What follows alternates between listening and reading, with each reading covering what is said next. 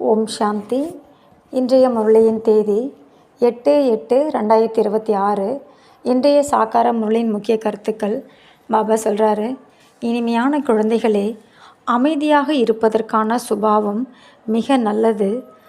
சாந்த சுபாவம் உள்ளவர்கள் மிக இனிமையானவர்கள். வீணாக பேசுவதை விட பேசாது இருப்பது நல்லது. இன்றைய கேள்வி, எந்த குழந்தைகளை அனைவரும் நேசிப்பார்கள்? தன்னை பாதுகாப்பாக வைத்திருப்பதற்கான சாதனம் இது. பதில், யார் அனைவருக்கும் ஆர்வத்துடனும் அன்போடும் சேவை செய்கிறார்களோ அவர்களை அனைவரும் நேசிப்பார்கள். உங்களுக்கு ஒருபோதும் சேவையின் அகங்காரம் வரக்கூடாது.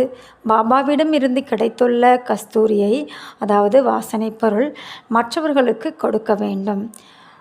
அனைவருக்கும் சிவபாபாவை நினைவுபடுத்த வேண்டும். இந்த நினைவு யாத்திரை மூலம்தான் நீங்கள் மிக மிக பாதுகாப்பாக இருப்பீர்கள். எவ்வளவு நினைவில் இருக்கின்றீர்களோ அவ்வளவு குஷியும் இருக்கும் மற்றும் நடத்தையும் சீராகிவிடும். ஓம் சாந்தி. ஆன்மீக தந்தை அமர்ந்து ஆன்மீக குழந்தைகளுக்கு புரிய வைக்கின்றார். புரிய வைத்து எவ்வளவு புத்திசாலி ஆக்கிவிடுகின்றார். படிப்பும் கூட எளிமையானது இல்லையா? அது ஸ்தூல படிப்பு, இந்த கலியுகத்தில் இருக்கக்கூடியது. இதுவோ சூட்சும படிப்பு. குழந்தைகள், நீங்கள் அறிவீர்கள், இந்த படிப்பை பாபாவை தவிர வேறு யாராலும் கற்பிக்க முடியாது. பாபா வந்திருப்பதோ பவித்திரமாக்குவதற்காகவும் படிப்பை சொல்லித்தரவும் தான். நோக்கம், குறிக்கோள் முன்னாலேயே உள்ளது.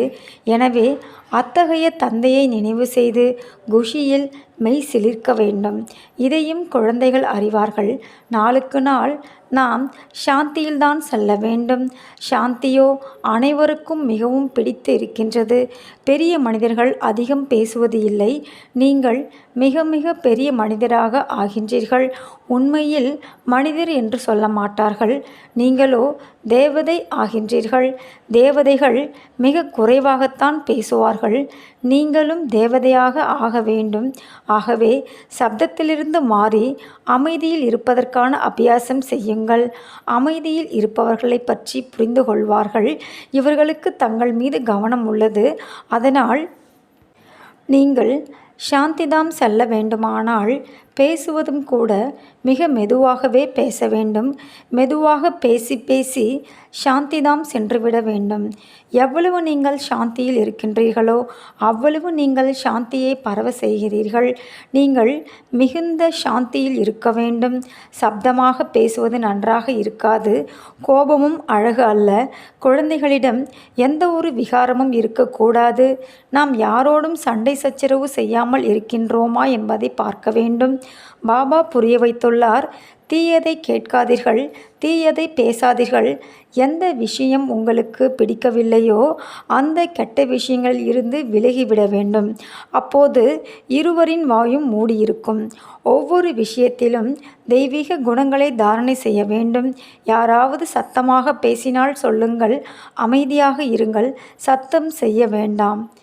நீங்கள் சாந்தியை ஸ்தாபனை செய்பவர்கள் என்பதை அறிவீர்கள். சத்தியுகத்தில் சாந்தி உள்ளது இல்லையா? மூலவதனத்திலோ சாந்தி இருக்கவே செய்கின்றது. சரீரமே இல்லை எனும்போது எப்படி பேசுவார்கள்? பாபா குழந்தைகளுக்கு ஸ்ரீமத் மிக நல்லதாகவே தருகின்றார். பாபா புரிய வைக்கின்றார், இனிமையான குழந்தைகளே, இப்போது நீங்கள் உங்களது வீட்டிற்கு செல்ல வேண்டும். சப்தத்திலிருந்து அமைதி நிலைக்கு நீங்கள் வர வேண்டும். பிறகு அமைதியில் சென்றுவிட வேண்டும். யாரை சந்தித்தாலும் அவர்களுக்கு இதே செய்தியை சொல்ல வேண்டும். நீங்கள் எவ்வளவு அமைதியில் இருக்கின்றீர்களோ இவர்கள் ஏதோ ஈடுபாட்டில் மூழ்கி இருக்கின்றார்கள் என்று புரிந்து கொள்வார்கள். அமைதியாக இருப்பதற்கான சுபாவம் மிகவும் நல்லது. அப்படிப்பட்டவர்கள் மிக இனிமையானவர்களாக இருப்பார்கள். தவறாக பேசுவதை விட பேசாமல் இருப்பது நல்லது. நீங்கள் உண்மையிலும் உண்மையான இறை தூதர்கள். உங்களுக்கு அனைவர் மீதும் கருணை இருக்க வேண்டும். இரக்கம் வைக்கும் குழந்தைகள் மிகுந்த அமைதியில் பாபாவின் நினைவில் இருப்பார்கள். செய்தி மட்டும் கொடுக்க வேண்டும். அதாவது எல்லையற்ற தந்தையை நினைவு செய்வீர்களானால் எல்லையற்ற சுகம், சாந்தி கிடைக்கும். லௌகீக தந்தையிடமிருந்து மிகுந்த செல்வம் உள்ளது என்றால் மிகுந்த ஆஸ்தி கிடைக்கும் இல்லையா? எல்லையற்ற தந்தையிடமிருந்து உலக ராஜ்ய பதவியே உள்ளது. அந்த உலக ராஜ்ய பதவி ஒவ்வொரு 5000 ஆண்டுகளுக்கு பிறகு உங்களுக்கு கிடைக்கின்றது. குழந்தைகள், நீங்கள் அனைவருக்கும் மிகுந்த ஆர்வத்தோடு சேவை செய்ய வேண்டும். ஒவ்வொருவரையும் சேவைக்கு தகுதி உள்ளவராக ஆக்க வேண்டும். யார் மற்றவர்களுக்கு அன்போடு சேவை செய்கிறார்களோ அவர்களை அனைவருமே நேசிப்பார்கள். ஒருபோதும் சேவையின் அகங்காரம் வரக்கூடாது. உங்களுக்கு பாபாவிடம் இருந்து ஞானத்தின் கஸ்தூரி கிடைத்துள்ளது. அதை மற்றவர்களுக்கு கொடுக்க வேண்டும். சிவபாபா நினைவு இருக்கிறதா என்று ஒருவர் மற்றவர்களுக்கு நினைவுபடுத்தி கொண்டே இருக்க வேண்டும். இதில் குஷியும் உள்ளது. நினைவுபடுத்துகிறவர்களுக்கு நன்றி சொல்ல வேண்டும். நினைவு யாத்திரை மூலம் குழந்தைகள், நீங்கள் மிக மிக பாதுகாப்பாக இருப்பீர்கள். எவ்வளவு நினைவில் இருக்கின்றீர்களோ அவ்வளவு குஷியும் இருக்கும். மேலும் நடத்தையும் சீராகும். நீங்கள் உங்களது நடத்தையை சீர்திருத்த வேண்டியது மிக மிக அவசியமாகும். ஒவ்வொருவரும் தங்களின் மனதை கேட்டுக்கொள்ள வேண்டும். நமது சுபாவம் மிக மிக இனிமையாக உள்ளதா? ஒருபோதும் யார் மீதும் கோபப்படாமல் இருக்கின்றோமா? யாராவது ஒருபோதும் வெறுப்படையும் சூழ்நிலையில் இருக்கக்கூடாது. அந்த மாதிரி முயற்சி செய்ய வேண்டும். ஏனென்றால் குழந்தைகள், நீங்கள் மிக உயர்ந்த சேவையில் இருக்கின்றீர்கள். நீங்கள் இந்த முழு உலகத்திற்கும் ஒளி கொடுக்க வேண்டும். நீங்கள் இந்த பூமியின் சைத்தன்ய நட்சத்திரங்கள், நட்சத்திர தேவதைகள் என்றும் கூட சொல்லப்படுகின்றது. இப்போது அந்த நட்சத்திரங்கள் ஒன்றும் தேவதை கிடையாது. நீங்களோ அதைவிட மிக பெரிய பகவான்கள். ஏனென்றால் நீங்கள் முழு உலகத்தையும் ஒளிபெற செய்கின்றீர்கள். நீங்கள்தான் தேவதை ஆகப் போகிறவர்கள். எப்படி மேலே நட்சத்திரங்களின் பிரகாசம் உள்ளது, சில நட்சத்திரங்கள் மிக பிரகாசமாக உள்ளன, சில நட்சத்திரங்கள் லேசாக ஜொலிப்பு குறைவாக உள்ளன. குழந்தைகளாகி நீங்களும் யோக பலத்தால் சம்பூர்ண பவித்திரமாகின்றீர்கள் என்றால் ஜொலிக்கிறீர்கள். இப்போது குழந்தைகளாகிய உங்களுக்கு அவிநாசி ஞான ரத்தினங்களின் லாட்டரி கிடைத்து கொண்டிருக்கின்றது என்றால் எவ்வளவு குஷி இருக்க வேண்டும். உள்ளுக்குள் குதூகலம் அடைந்து கொண்டே இருங்கள். உங்களுடைய இந்த பிறவி வைரம் போன்றது என்பது பாடப்பட்டுள்ளது. பிராமணர்களாகி நீங்கள்தான் ஞானம் நிறைந்தவர்களாக ஆகின்றீர்கள். ஆகவே உங்களுக்கு ஞானத்தின் குஷி இருக்கின்றது. இந்த தேவதைகளை விடவும் நீங்கள் உயர்ந்தவர்கள். எனவே உங்கள் முகம் சதா குஷியினால் மலர்ந்திருக்க வேண்டும். பாபா குழந்தைகளுக்கு ஆசீர்வாதம் செய்கின்றார். இனிமையான குழந்தைகளே, சதா சாந்தி பவ, சிரஞ்சீவி பவ, அதாவது அநேக ஜென்மங்கள் வாழ்ந்திருங்கள். ஆசீர்வாதமோ பாபாவிடமிருந்து கிடைக்கின்றது. பிறகும் கூட ஒவ்வொருவரும் தனது புருஷார்த்தம் செய்ய வேண்டும். அதாவது நாம் சிரஞ்சீவி எப்படியாவது பாபாவை நினைவு செய்வதன் மூலம் நீங்கள் சிரஞ்சீவி ஆகிக்கொண்டே இருக்கின்றீர்கள். இந்த ஆசீர்வாதத்தை பாபா நமக்கு தருகின்றார். இப்போது நீங்கள் மிக அன்பான பாபாவின் குழந்தைகளாக ஆகியிருக்கின்றீர்கள். ஆகவே நீங்களும் கூட பாபாவிற்கு சமமாக மிக இனிமையானவராக, மிக அன்பானவராக ஆக வேண்டும். பாபா கடிதங்களும் எழுதுகின்றார். இனிமையிலும் இனிமையான செல்லமான தேடி கண்டெடுக்கப்பட்ட குழந்தைகளே, பாபா மிக இனிமையானவர் இல்லையா? நடைமுறையில் அனுபவம் செய்கின்றீர்கள் பாபா எவ்வளவு இனிமையானவர், எவ்வளவு அன்பானவர் என்று. நம்மையும் அதுபோல் ஆக்குகின்றார். இதையும் நீங்கள் அறிவீர்கள். நாம் எவ்வளவு இனிமையானவராக, எவ்வளவு அன்பானவராக இருந்தோம் என்று. நாம் தான் பூஜைக்குரிய நிலையிலிருந்து பூஜாரி ஆனோம் என்றால் தன்னையே பூஜித்து கொண்டிருந்தோம். இதுவும் மிக அற்புதமான புரிந்து கொள்வதற்கான விஷயங்கள் ஆகும்.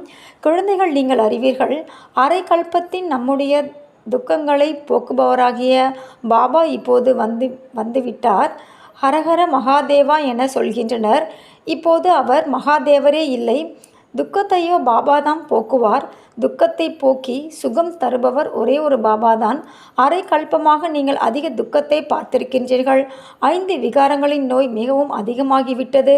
இந்த நோய் அதிக துக்கம் கொடுத்துள்ளது. அதனால் பாபா சொல்கின்றார், இனிமையான குழந்தைகளே, இந்த கர்மங்களின் கணக்கை இப்போது சரி செய்யுங்கள்.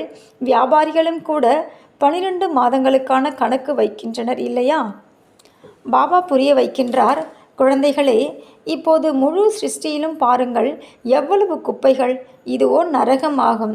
அதனால் நரகத்தை சொர்க்கமாக ஆக்குவதற்காக இப்பொழுது பாபா வரவேண்டியுள்ளது. பாபா மிகுந்த அன்போடு வருகின்றார். அப்போது குழந்தைகள் புரிந்து கொள்கின்றனர், பாபா நமது சேவைக்காக வந்துள்ளார். இங்கே அமர்ந்தவாறே அனைவருக்கும் சேவை ஆகிவிடுகின்றது. முழு சிருஷ்டிக்குமான கல்யாண்காரி வல்லலோ ஒரே ஒருவர்தான் இல்லையா? பாபாவுக்கு தெரியும், முழு உலகத்தின் ஆத்மாக்கள் அனைவரும் அனைவருக்கும் நான் தான் ஆஸ்தி தர வருகின்றேன். எல்லையற்ற தந்தையின் பார்வை உலக ஆத்மாக்களின் பக்கம் செல்கின்றது. இங்கே அமர்ந்திருந்தாலும் பார்வை முழு உலகத்தின் மீதும் மற்றும் முழு உலகத்தின் மனிதர்கள் அனைவர் மீதும் உள்ளது. ஏனென்றால் முழு உலகத்தையே முழு திருப்தியடைய செய்ய வேண்டும். டிராமா பிளான் படி கல்பத்திற்கு முன் போலவே முழு உலக ஆத்மாக்களும் திருப்தி அடைய போகின்றார்கள். பாபா அனைத்து குழந்தைகளையும் நினைவு செய்கின்றார். பார்வையோ அவர்கள் மீது செல்கின்றது இல்லையா? சங்கம யுகத்தில்தான் பாபா குழந்தைகளின் சேவையில் ஆஜராகின்றார். அவரோடு ஒப்பிடும்போது யாராலும் அதுபோல் சேவை செய்ய இயலாது. அவருடையது எல்லையற்ற சேவை. குழந்தைகள் நீங்களும் கூட எப்போது அவரை போல சேவை செய்கின்றீர்களோ அப்போதுதான் நீங்கள் பாபாவை எடுத்து காட்டுவீர்கள். சேவை செய்பவர்களுக்கு பலனும் மிக பெரியதாக கிடைக்கின்றது. நாம் ஸ்ரீமத் படி முழு உலக மனிதர்களுக்கும் சுகம் கொடுக்கின்றோம் என்பதில் குழந்தைகளுக்கு நஷாவும் அதிகரிக்கின்றது. பாபா சொல்கின்றார், இனிமையான குழந்தைகளே, இப்போது ஞான ரத்தினங்களால் நன்றாக தங்கள் பையை நிரப்பிக்கொள்ளுங்கள். தங்களது நேரத்தை வீணாக்காதீர்கள். பாபாவின் நினைவில் நேரத்தை பயனுள்ளதாக ஆக்குங்கள். யார் நல்லபடியாக தாரணை செய்கிறார்களோ அவர்களுக்கு பிறகு மற்றவர்களுக்கும் நல்ல சேவை அவசியம் செய்வார்கள். நேரத்தை வீணாக்க மாட்டார்கள். குழந்தைகள் புருஷார்த்தம் செய்து அந்தர்முகி, அதாவது உள்நோக்கு முகமுள்ளவர்களாக ஆக வேண்டும். உள்ளுக்குள் ஆத்மா உள்ளது இல்லையா? ஆத்மாக்களாகி நமக்கு பாபா புரிய வைத்து கொண்டிருக்கின்றார் என்ற நிச்சயம் இருக்க வேண்டும். ஆத்மா அபிமானி ஆகியிருப்பதுதான் உண்மையிலும் உண்மையான அந்தர்முகி ஆவது ஆகும். அந்தர்முகி என்றால் உள்ளே இருக்கும் ஆத்மா அனைத்தையும் பாபாவிடமிருந்து தான் கேட்க வேண்டும். பாபா அன்போடு அடிக்கடி புரிய வைக்கின்றார். தாய், தந்தை மற்றும் முக்கிய பெரிய சகோதர சகோதரிகள் நல்ல சேவை செய்பவர்களிடம் கற்றுக்கொண்டே செல்லுங்கள். உள்ளுக்குள் இதை நிச்சயம் செய்யுங்கள். நாம் நேரத்தை வீணடிக்க கூடாது. சரீர நிர்வாகமும் செய்ய வேண்டும். தன்னுடைய படைப்புகளையும் கவனிக்க வேண்டும். மோகம் மட்டும் வைக்கக்கூடாது. மோகம் வைப்பதால் நஷ்டம் ஏற்பட்டுவிடும். ஒரு பாபாவிடம் மோகம் வையுங்கள். இங்கே நீங்கள் பாபாவின் முன்னிலையில் இருக்கின்றீர்கள். ஆத்மாக்கள் மற்றும் பரமாத்மா முன்னால் உள்ளார். ஏனென்றால் இங்கே சுயம் தந்தை ஆத்மாக்களுக்கு படிப்பு சொல்லித் தருகின்றார். அங்கே ஆத்மாக்களுக்கு படிப்பிக்கின்றனர். குழந்தைகள், நீங்கள் இப்போது பாபாவின் உதவியாளர் ஆகின்றீர்கள். நினைவில் இருப்பதுதான் உதவி செய்வது ஆகும். ஏனென்றால் நினைவு யாத்திரை என்றால் சாந்தி யாத்திரை. அதனால் ஒவ்வொருவரும் தங்களின் வீட்டை சொர்க்கமாக ஆக்குங்கள் என சொல்லப்படுகின்றது. ஒவ்வொருவரின் புத்தியிலும் அப்பா மற்றும் ஆஸ்தி உள்ளது. தந்தையை நினைவு செய்வீர்களானால் ராஜ பதவி கிடைக்கும். வேறெதுவும் செய்ய வேண்டியது இல்லை. தன்னை ஆத்மா என்று மட்டும் உணர்ந்து பாபாவை நினைவு செய்யுங்கள். அப்போது ராஜ்யம் உங்களுடையது. குழந்தைகள், நீங்கள் அனைவருக்கும் இதே செய்தியை கொடுத்து கொண்டிருங்கள். தந்தையை நினைவு செய்வீர்கள், ஆனால் சொர்க்கத்தின் ராஜ்யம் கிடைக்கும். நல்லது. இனிமையிலும் இனிமையான தேடி கண்டெடுக்கப்பட்ட குழந்தைகளுக்கு தாய் தந்தையாகிய பாப்தாதாவின் இதயபூர்வமான உயிருக்கு உயிரான அன்பு நினைவுகள் மற்றும் காலை வணக்கம். ஆன்மீக குழந்தைகளுக்கு ஆன்மீக தந்தையின் நமஸ்தே. ஆன்மீக தந்தைக்கு ஆன்மீக குழந்தைகளின் அன்பு நினைவுகள் மற்றும் காலை வணக்கம். இன்றைய தாரணைக்கான முக்கிய சாரம். ஃபர்ஸ்ட் பாயிண்ட்டு, பாபாவின் நினைவில் தனது நேரத்தை பயனுள்ளதாக ஆக்க வேண்டும். இந்த விலை மதிக்க முடியாத நேரத்தை எங்காவது வீணடித்து விடக்கூடாது. புருஷார்த்தம் செய்து அந்தர்முகியாகி, அதாவது ஆத்ம அபிமானியாகி இருக்க வேண்டும். ரெண்டாவது பாயிண்ட்டு, இப்போது நாம் தேவதைகளை விடவும் உயர்ந்த பிராமணர்கள். இப்போது பாபாவிடமிருந்து அழியாத ஞான ரத்தினங்களின் லாட்டரி நமக்கு கிடைத்துள்ளது. ஞானம் நிறைந்தவராக ஆகியிருக்கின்றீர்கள் என்றால் முகம் சதா குஷியில் மலர்ந்திருக்க வேண்டும். உள்ளுக்குள் குஷியில் குதூகலமாக இருக்க வேண்டும். இன்றைய வரதானம், மனதின் மகாதானத்தின் மூலம் ஒவ்வொரு சங்கல்பத்தின் வெற்றியையும் பெறக்கூடிய மாஸ்டர் சர்வ சக்திவான் ஆகுக. விளக்கம்: மனதின் மூலம் சக்திகளை தானம் செய்யக்கூடிய குழந்தைகளுக்கு மாஸ்டர் சர்வ சக்திவான் என்ற வரதானம் கிடைத்து விடுகின்றது. ஏனெனில் மனதின் மூலம் சக்திகளை தானம் செய்வதால் சங்கல்பத்தில் அவ்வளவு சக்தி சேமிக்கப்பட்டு ஒவ்வொரு சங்கல்பத்தின் வெற்றியும் கிடைக்கின்றது. அவர்கள் தங்கள் சங்கல்பங்களை எங்கே விரும்புகின்றார்களோ அங்கே ஒரு நொடியில் நிலைநிறுத்த முடியும். சங்கல்பங்கள் அவர்களின் கட்டுப்பாட்டில் இருக்கும். அவர்கள் தங்கள் சங்கல்பங்களை வென்றவர்கள் என்பதால் சஞ்சலமான சங்கல்பம் உள்ளவர்களையும் கூட சிறிது நேரத்திற்கு அசையாதவராக அல்லது அமைதியானவராக மாற்ற முடியும். இன்றைய ஸ்லோகன்: நிரந்தரமாக ஒரே தந்தையின் துணையில் இருங்கள், அப்போது தீய சகவாசத்தின் பாதிப்பிலிருந்து தப்பித்துக் கொள்வீர்கள். இன்றைய அவ்யக்த இஷாரா: அப்பவித்திரத்தாவின் விதையை கூட அழித்துவிட்டு சம்பூர்ண தூய்மை ஆனவராக ஆகுங்கள். எந்த ஒரு விகர்மமும், பாவ செயலும் அல்லது வீண் கர்மமும் மீண்டும் மீண்டும் ஏற்படுகிறது என்றால் அதற்கு காரணம் சதா துணைவனை உங்களுடன் வைத்து கொள்வது இல்லை அல்லது துணையின் அனுபவத்தை நீங்கள் செய்வது இல்லை. சக்திகள் ஒரு நொடி பார்வையின் திருஷ்டியின் மூலம் அசுரர்களை வதம் செய்வது போல நீங்கள் இணைந்த வடிவத்தின் ரூபத்தின் நினைவின் மூலம் உங்கள் அசுர சமஸ்காரங்கள் அல்லது அபவித்திர சங்கல்பங்களை நொடியில் வதம் செய்யுங்கள். நல்லது. ஓம் சாந்தி.